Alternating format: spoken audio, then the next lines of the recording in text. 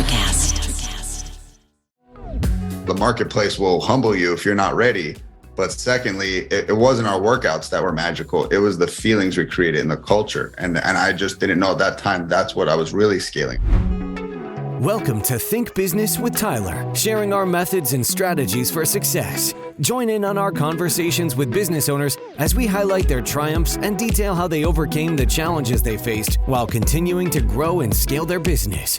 It's time to think life, think success, and think business with your host, Tyler Martin. Welcome back. Guess what? This is show number 100. Yes, that's 100 interviews with business experts with amazing stories and experiences. Thank you for listening. I sincerely appreciate it. In today's competitive market, being unique isn't just a nice to have, it's the only way to win. Our guest today, Dustin Bogle, CEO of Lead the Way Fitness, embodies this mantra to a T. He's a former professional wrestler turned entrepreneur who built an empire of gyms in Southern California in just 6 years. Now, he's using his hard-earned knowledge to help gym owners free up their time and build successful businesses. We'll talk about the importance of standing out in business, building your hustle muscle, and the powerful impact of creating emotional connections with customers. Plus, we'll delve into the golden nuggets from Dustin's latest book, Reinforce Your Gym. So if you're keen on scaling your business and developing a unique offering that leaves your customers wanting more, you don't want to miss this episode. Also, remember to check out our guest at a glance details in the show notes at thinktyler.com, including Dustin's key quote and where to find him online. Now, let's dive into today's episode. Hey, Dustin, thanks for being on the Think Business with Tyler podcast show. How's it going today? I'm doing fantastic. Excited to be on the show. Thanks for having me. Yeah, thanks for being here. Hey, I'd love to start out with, tell me a little bit about what Dustin's all about and what you do for a living. Yeah, so I'm definitely neck deep in the fitness industry. That's kind of where I come from. That's where I learned my business acumen. And essentially, it's funny because now I am very involved in it, but what got me here was kind of like my background story. And, you know, they say your mess becomes your message. I was actually very overweight as a teenager. I was 260 pounds, not far from 300, and very introverted. And I think the way that I acted around people was a reflection of how I felt my body. I wanted to hide. I was always wearing a jacket with a hoodie. I would stand in the corner on the quad of the high school, outdoor area. And I wouldn't talk to anybody. Just didn't have confidence. I wouldn't look someone in the eye. I definitely didn't want attention. I didn't want anybody looking at me. And it all came from my body. And so what changed was the day that a friend said, hey, I'm going to go get a workout in after school. Do you want to come with me? And it's one of those moments where just one thing can just completely change the trajectory of your life, right? One conversation, one relationship, one invitation. And so I went and we did a standard meathead workout. So we're hitting chest and biceps and we're getting that standard guy pump and we're loving it. And so afterwards, I said, oh my God, I've never felt this way before. I literally felt like I was on a drug. I got endorphins rushing. I'm feeling amazing. I'm on a cloud 9. I got a pump. My arms are filling out my shirt. I'm like, oh my God, this is amazing. And I said to that friend, I want to come with you to the gym every day after school. And I want to see what I can do here. And over 6 months, I proceeded to lose 60 pounds of body fat. I got visible abs. I was feeling like amazing. And I said to myself, this is the best gift I gave myself. I want to give this to other people. And after that transformation, I decided to become a certified trainer. And that was almost 20 years ago. So that's kind of how I got, interested in fitness. And then obviously became obsessed, went on to open gyms and, continued on further through the business. So that's just a little background on who I am, Tyler. Yeah. And there's so much there. I'm going to back up. I definitely want to cover the 6 gyms in Los Angeles in a highly competitive area, because that's like a feat in itself. But before I go there, you started out as a wrestler. Is that correct? Yeah. Tell us the story about that. How do you, one, get into wrestling? And then how does it take you in the direction of owning gyms? Yeah, great question. So that was part of my, I guess you'd call it teenage obesity. I sat down and I just played video games and I watched pro wrestling and I loved it. And I'm just scarfing fast food, candy bars, just sitting on my butt and, doing these things on a screen.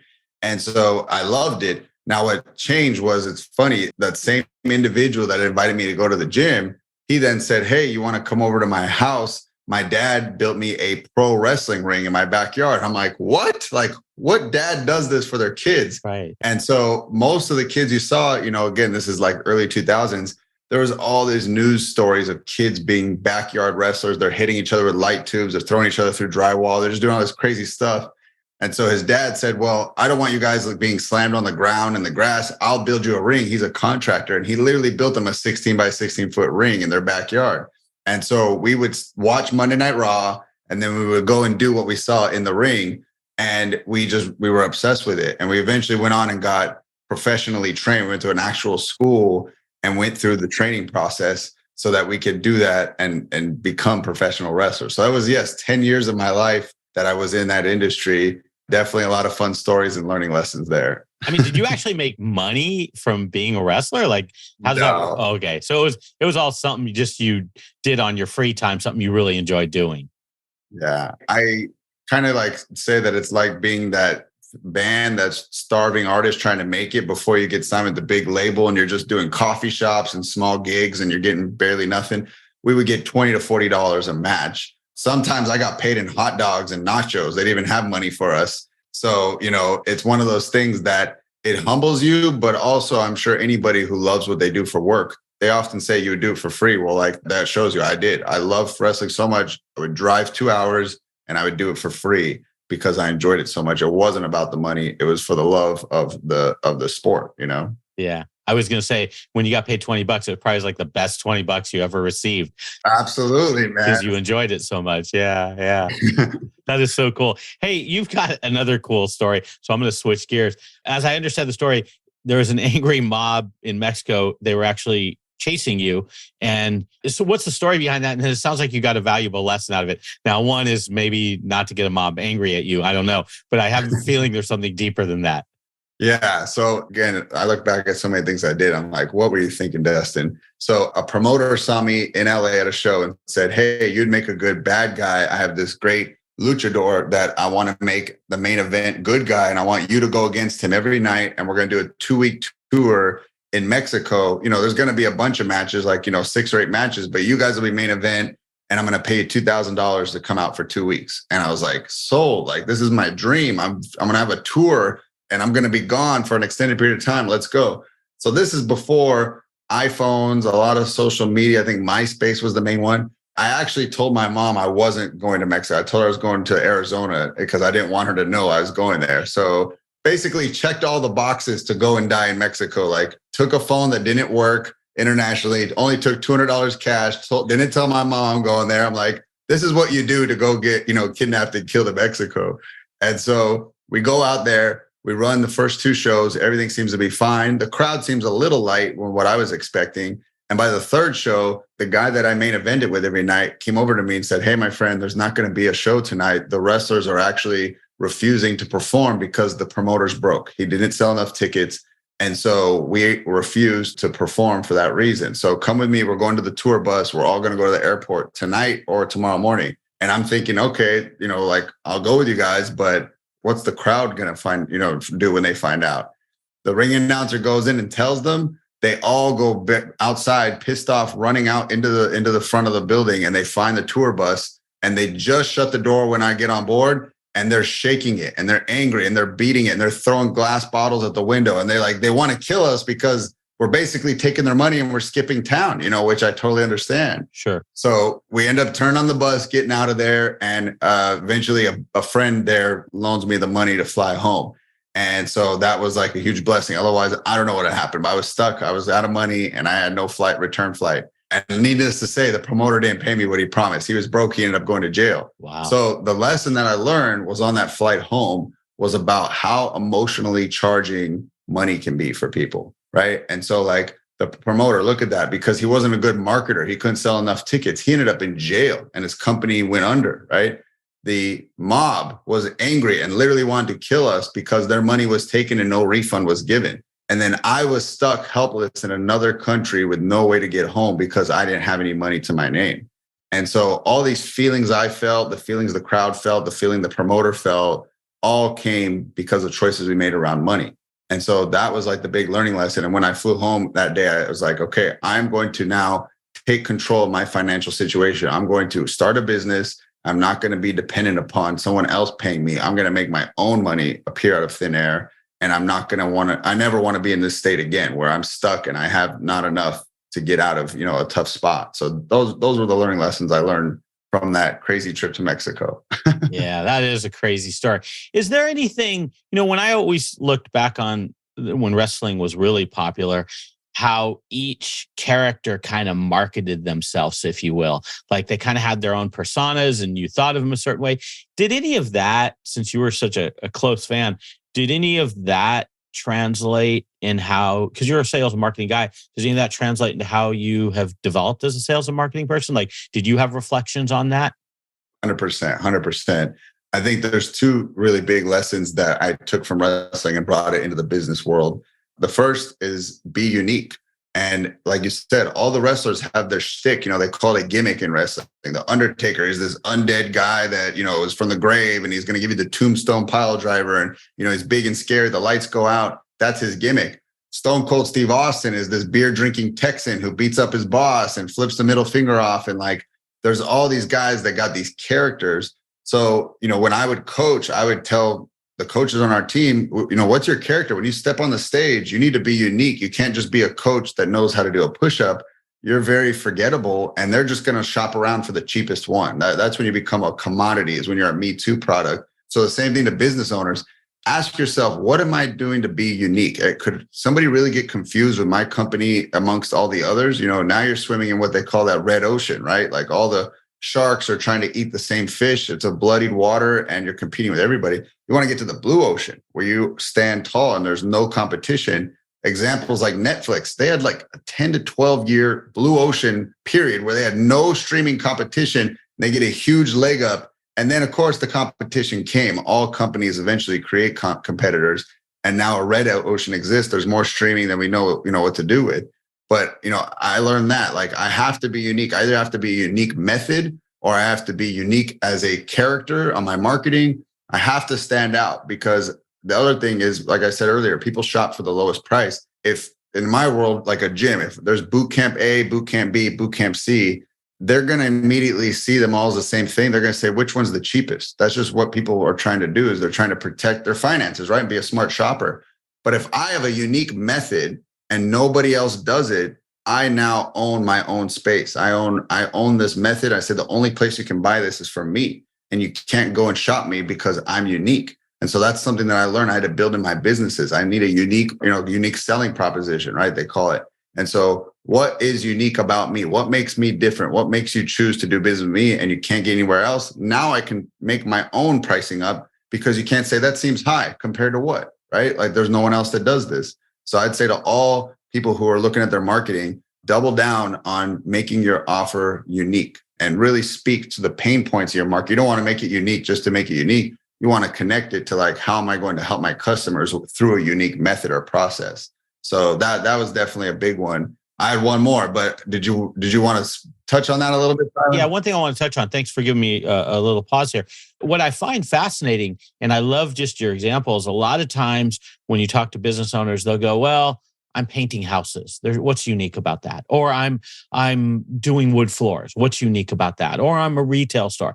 And I love that you as a gym owner, it would be very easy for you to say, I'm a gym owner. What's the difference about a gym owner? It's equipment, it's training, it's whatever. But to hear you as someone that runs 6 gyms and be able to say I'm pulling my own unique positioning on it to be able to drive value and be able to drive a differentiation, I think is awesome, man. It speaks to me so loud. So that's really all I want to say about that. I'd love to jump into the second item if you remember it.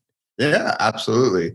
And you could do this for any business. So I love those examples. Like maybe there's a painting service, paints at one time, but they offer to put you on reoccurring, come back and do touch-ups. Right.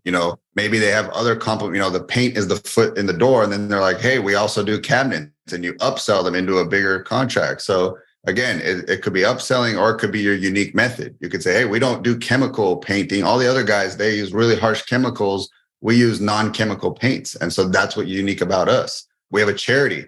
Every time you spend money with us, we give 5% of profits to a local charity. So there's a lot of ways to skin the cat. And so if you can just make that your proposition that you put on your marketing and really double down on it, that's what makes people want to buy with you, right?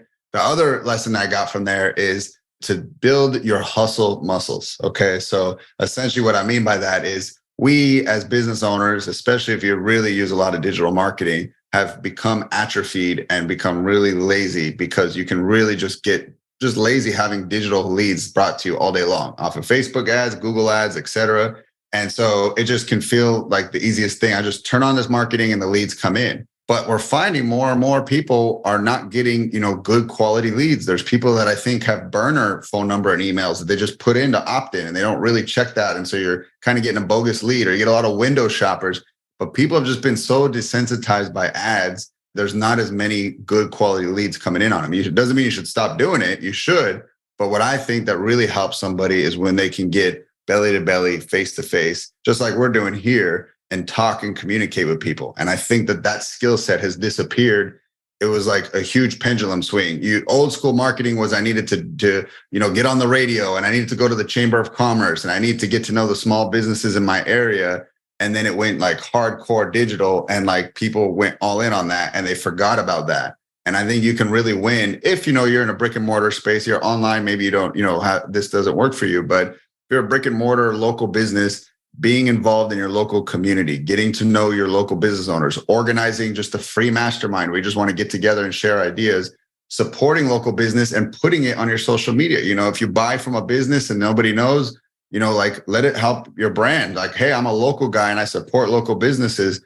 Put that out there, because then people want to do business with you, right? And so I would say the hustle muscle came from, we would put flyers on cars every day after work. We would go, did personal training for 8 hours, and then I'd meet up with my buddies and we would go to Target and Walmart, and we're putting flyers on car doors, and we did that every day. And so I just did so much work in a waking day that I had this crazy work ethic that really helped me when I got into business. But before, I was just like a young kid that wanted to tell the world about my wrestling show. So I would say that was another big learning lesson, is like building my hustle muscle and learning how to have face-to-face communication with people. That really served me well. We got sponsorships with our wrestling shows and so many cool things that helped me when I got into owning gyms. Yeah. Let's talk about that, the whole owning gyms thing. I mean, when I think of Los Angeles and gyms, I think of some of the most famous gyms in the world. I mean, it's a highly competitive area. It's probably got a lot of niches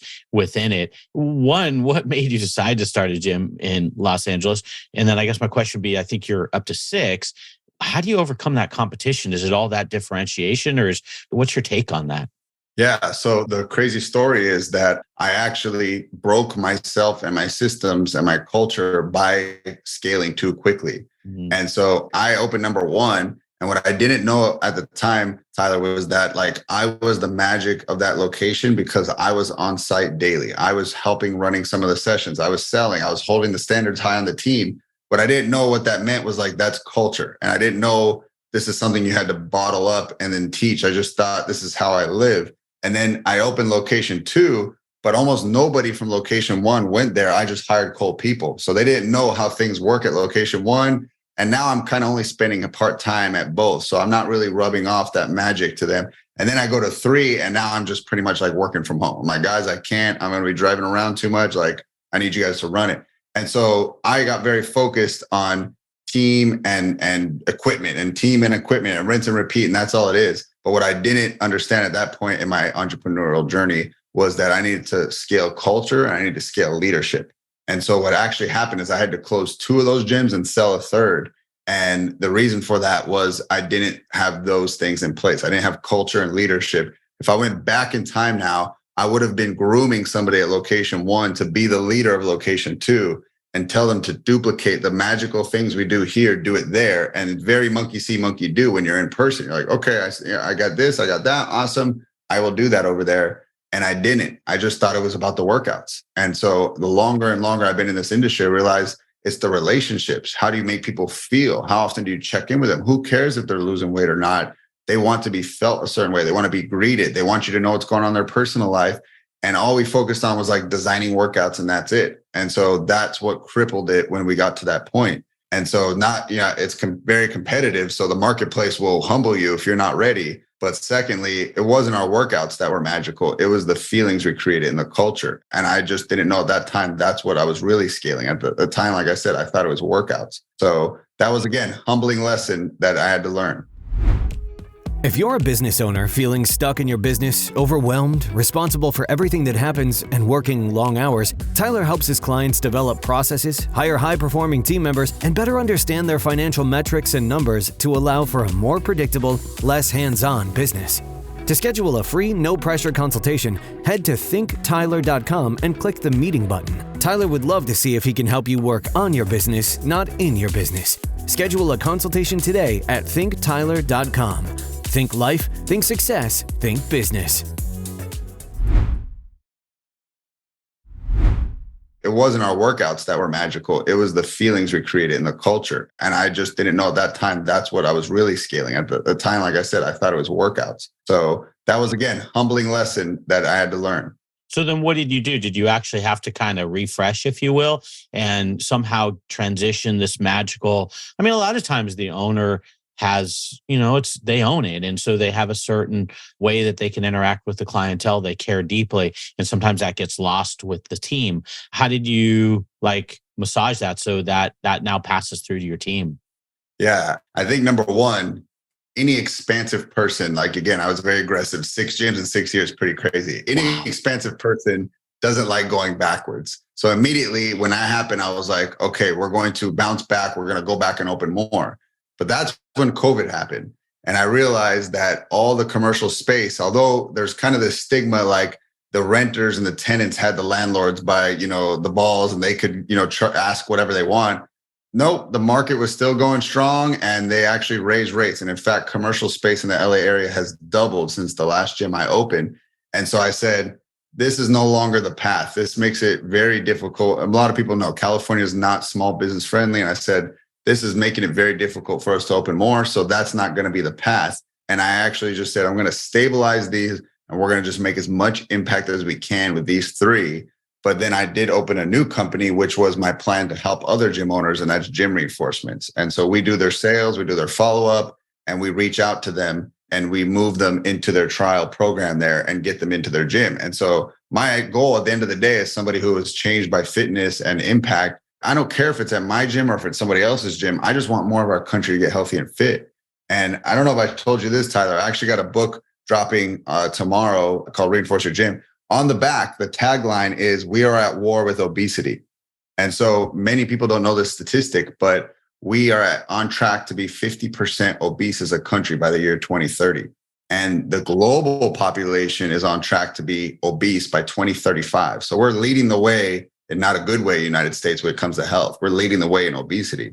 And so the reason that, I don't care if it's my gyms or the other gyms that I help, I don't see them as competitors. We're all brothers and sisters in this war against obesity here on our American soil. We need to get our country healthy, because otherwise we're going to have just early deaths. We're going to have other countries surpass us that do, focus on health, and everybody just shows up as their best for their businesses. So essentially, going back to your question, how do we bounce back? We pivoted. And I think that's hard for a lot of business owners to kind of decide, is this requiring perseverance from me? Do I need to keep doing endurance and show up and keep doing the work I'm doing? Or do I need to pivot? And so at that moment, I decided it's time to pivot. We're going to go into a way where we can help other gyms. We're not looking to add more gyms to our portfolio this time. We're happy with the 3 we have. They're very successful. They're impacting hundreds of lives. And we do it in a high touch point way, personal training style. So that's kind of how we, bounce back from that loss.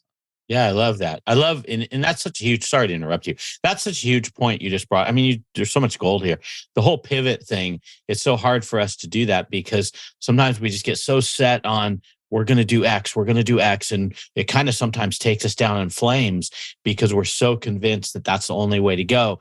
And for you to pivot and be able to offer your skills of scaling to 6, of deciding that you're going to keep your most profitable gyms, and then offer those skills of what you've learned along the way and make other gyms more efficient. I think that's really cool. And I want to that takes me into really where I was going. Part of what you said is it sounded like you're doing lead generation and sales for these other firms. Can we talk a little bit about that? If it's unique to gyms, that's cool. But I think it probably could even apply to most business owners. What do you see as a weakness in terms of that lead generation? One thing you mentioned was the whole face-to-face. Could you dig a little deeper in how we can improve on lead generation? 100%. There's a couple of things. So again, following that vein of being unique, there's so many digital marketing agencies. I didn't want to be another one and fight in that Me Too space.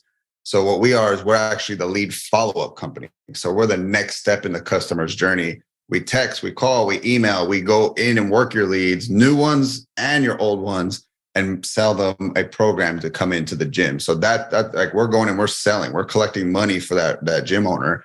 And that's essentially what we do. And so, yes, but trust me, marketing very much can influence our success. If someone has crappy marketing, no leads coming in, they can easily point their finger and say, you guys are no good. And we're like, you've had 3 leads in the last week. Like, we need some more leads here. So yes, I'm very, very involved in marketing. We do coach these owners on how to improve their marketing.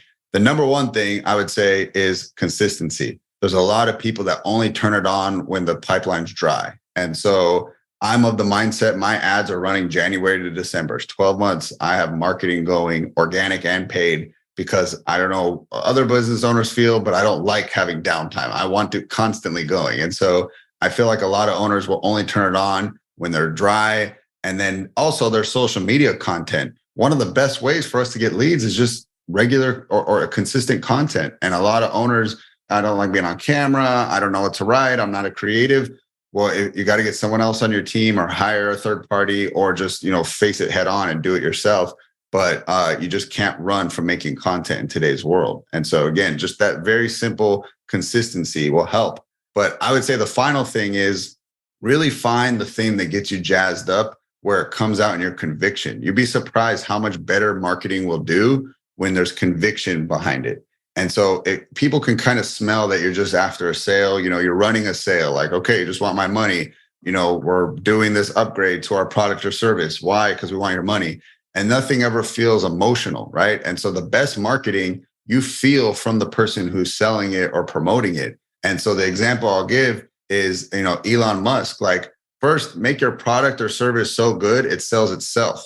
And so I don't think he has to think of marketing schemes, because when he gets in front of people, he's just jazzed up about the Tesla. He'll say, guys, this is the best car ever. That, it's an experience when you sit in it. Oh my God, I can't wait for you to have this and this and that. And you're so excited because he's excited. And so a lot of marketing fails because you don't really believe the person who's doing the marketing is excited. And that's why it's tough when you do give it out to a third party. If they don't really get to understand your brand and the message you want to put out, they're kind of just checking the box of loading up marketing for you, which is fine. But if it's not working, I would say really dig into, do you feel anything when you read this marketing? Because that's what you're really after in business. We're out to create a feeling. And if your marketing doesn't have any emotion, doesn't have a feeling, it's like, hey, we're running a sale for 50% off. What's the feeling? There's nothing there. Tell stories. Why did you as the business owner decide to open this business? What's the stories about your customers? What's the story behind your mission? Tell stories, get people to feel things, and watch your marketing really, improve and you get more, attention on it, because it'll become shareable. It'll go viral. People will tag people on it because I want you to see this. This is amazing. I want you to feel this way like I felt. Most marketing tends to be flat, and that's why it doesn't work. Yeah. What's that saying? We buy on emotion and we justify with logic. So it's kind of like just exactly what you're saying. It's very emotional a lot of times when we purchase. One thing that really resonated with me about having lead generation going all year, it is common. I see that where business owners will turn on the leads when they have nothing going on. And there's a saying, like, once you get the flywheel going, just keep it going, because it's really hard. It's a flywheel is really hard to get going, but once it's going, it's actually kind of pretty easy to keep moving. And it's kind of that theory, I think, around lead generation is once you spin it, keep it going, because it's really hard. It just doesn't start back up. That's really hard to do. So there's a marketing concept called 90-day echo. And so what you do today will be your lead generation 90 days from now, how many leads you get. But then the opposite works too. The leads you have today is what marketing you did 90 days ago. And so if your pipeline's dry, that means 90 days ago, you didn't do anything for marketing to get people, and so what you do today will change. It won't change your lead gen tomorrow. You're probably only going to see it start to occur 90 days from now in a big way. So yeah, that's the 90-day echo. Yeah, that's a good one. Okay, I like that. Okay, I got a couple things I want to just wrap up here. One, I wanted to talk about team problems. What do you see in terms of like business owners? Is there something they can do to foster that culture, foster more cohesiveness? Anything that you've learned along the way that you could share in regards to team problem and culture? Absolutely. I think by far the number one root of all team problems is communication. And it could be written, it could be verbal, but I think 80% of it is in a written format.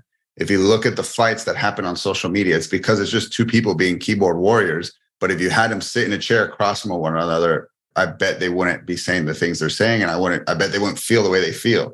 And it's very easy to write things angrily or to misread things in a written format. And so I say, like, really check your clarity and how well you write your text, your emails, your social media posts, because that is where people misconstrue things. And they say, oh, I thought you meant this, and I thought you meant that, and I thought you were angry when I said that, and I thought you were wanting this done by end of day. And, that is a huge component. Verbal, less so, because I can read your body language. I can have eye contact with you. I can hear your tone. And so it's very, very not as often that people, misread some things said in person. So that's why I say, hey, as a business leader, you got to be on Zoom. You got to have in-person meetings. You got to take phone calls, because if you need to cast vision and you need to pass on the message, that's the best way to do it. Written, usually a lot of, follow-up questions come up or misreadings come up. So I believe that that's one of the best skills somebody can put, time and money and energy into, is developing their communication skills. Again, going in both those categories, your actors, your public speakers, your musicians and singers, they all are being paid because they're really good at how they can verbally communicate, right? Oral speech. And then authors and people who write social media posts and people who write really well, speech writers, these are people who write really well. And so what you find is both of them are very good, high-paying gigs. And then in marketing, copywriters, right? And people who make video content, all of it is a verbal or written communication.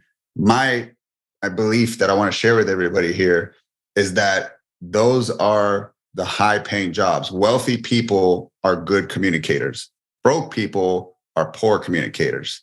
They're using slang. They're saying things quickly. They don't know what they're really saying. They're not clear in their communication. And so again, it's not me trying to downplay anybody, but I just say, hey, pay attention to those, those common denominators and follow suit. And so they say, if you want to become a rich person, sell things to rich people. They will make you one of them. Sell things to broke people and they'll make you one of them. And so guess what? Rich people will judge you on your communication skills. They'll say, this person's not clear. This person's not explaining things clearly. They might not say that, but that's what their brain is signaling. So they're going to go seek out somebody else. And the true masters that we all really look up to take complicated things and they make them very simple. So I would say, if you really want to increase your net worth, the biggest thing you can invest time and energy into is your communication skills, and that'll enhance your team's effectiveness too. Love that. Love that. I'm going to get a little greedy here because I'm going to ask you for one more. Sure. If you got a business or a life tip, something you've learned along the way that you could share with us. It could be personal or business. I'd love to see if you got something off the top of your head. Absolutely. I think the biggest thing, the big umbrella over all of this is leadership. Like leadership is everything. Everything rises and falls with leadership. And I didn't understand that until later on in business. And so I would tell people like, hey, even communication is a subcategory of leadership. When I didn't expand culture and I didn't build leaders, that was me being a weak leader. When I am learning about marketing and how to show up and be convicted, I'm leading my business and I'm leading others to come in and work with me. When I'm recruiting team members, I'm casting vision. I'm telling them where we're going. All of it falls under leadership. So I would say the big learning lesson is that I had to understand how powerful that was in the business sector, because I thought it was just what you do. Like, I get leads, I got to learn marketing, sell them, I need to learn sales, and then, fulfill customer retention, and then one and done. Very transactional minded. That's the guy in me, like tasks. Let's just get these tasks done. And leadership led me to understand different personality types. That goes with my team and my customers. Different customers value different things. How to communicate with people, how to create a vision, like all these things that really are the like hidden things that you don't see. They're invisible things in business. We see the visible and that makes logical sense. but leadership's all the invisible stuff that you can't see going on. And that to me is the glue that holds the business together and also grows it. You show me a great business, you're showing me a great leader. And so that's essentially what I would say is the big learning lesson that took me way too long, Tyler, to learn, is to just build my leadership muscles. Well, I'm older than you and it took me a long time too. So I think it's kind of normal, man. And good for you for like kind of acknowledging it and, you know, bringing up your game. I think that's part of life is all of us growing. So appreciate your transparency. Hey, Dustin, so your website, and I'll put this in the thinktyler.com show notes. It's gymreinforcements.com, gymreinforcements.com. Right. I would love if you mention your book that's coming out again tomorrow. And then if there's anywhere else that you want people to reach out to you. Yeah, thank you. Thank you for the time. Thank you for the spotlight. I appreciate it.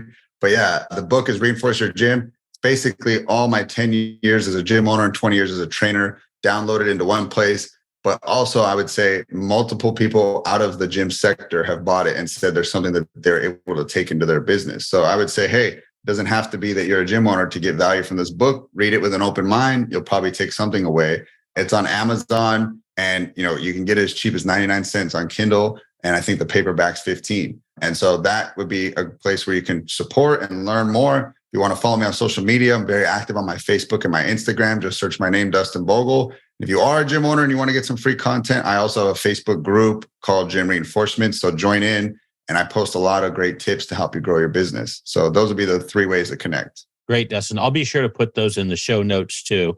I can't thank you enough. You dropped a lot of wisdom today in a real clear way. You talked about clear communication. It was super clear. A lot of gold nuggets there. So I really appreciate it. Plus some fun stories. So hopefully you'll come back in the future. You bet, man. I'd be happy to. Okay, man. Take care. Thanks again. All right. Thank you, Tyler. That's all for this episode of Think Business with Tyler. But we have plenty more resources to help you in your pursuit of business excellence on our website at thinktyler.com. If you'd like to be featured in a future episode of the show, feel free to reach out to us on social media at think_Tyler. We look forward to helping you think life, think success, and think business.